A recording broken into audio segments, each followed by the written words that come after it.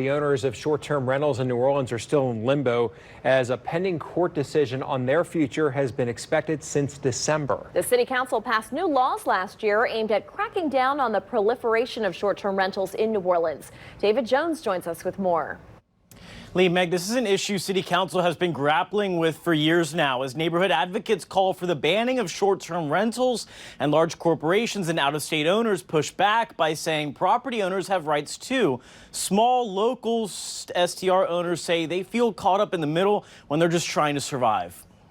I hope they can find a way for small mom and pop operators to survive this because it's important. Small operators of short-term rentals in the city for weeks now. Driving me out of my house isn't doing the city any favor. Have been waiting with bated breath. And what, are we supposed to sell out and go to Metairie? This man, who asked not to be identified out of fear of potential retaliation, says he's lived in the city for more than 40 years. He bought his mid-city home back in the 90s, and renting out space provides income to help toward insurance and taxes.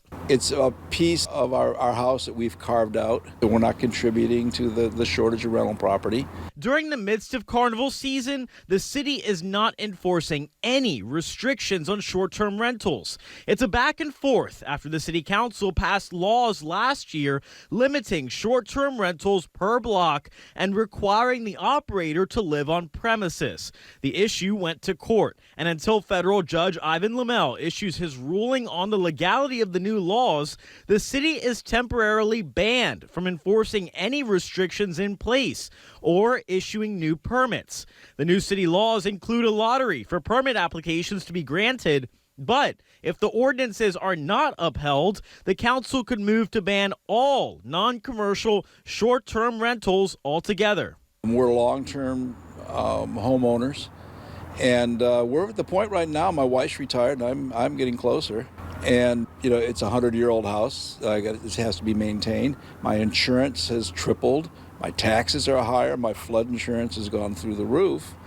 And I think there's a lot of folks like us, we're mom and pop operations. We still struggle with putting together rules that are clear and enforceable. Andrea Nika Morris is the executive director of HousingNOLA. She feels city leaders should have crafted legislation which is capable of withstanding legal scrutiny and allows for short-term rentals inside of people's own homes.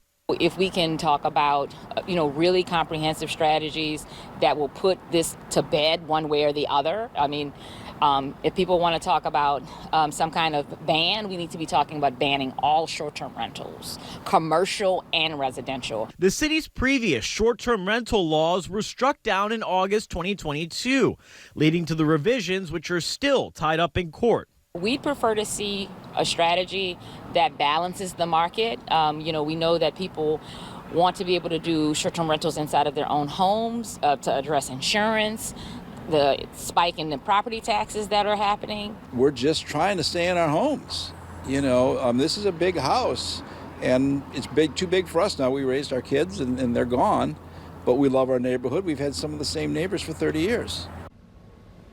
This law the federal judge is set to rule on came after a previous law was struck down by the appeals court. That law sought to ban out-of-state owners entirely, but those owners took the city to court over that law and won. Meg.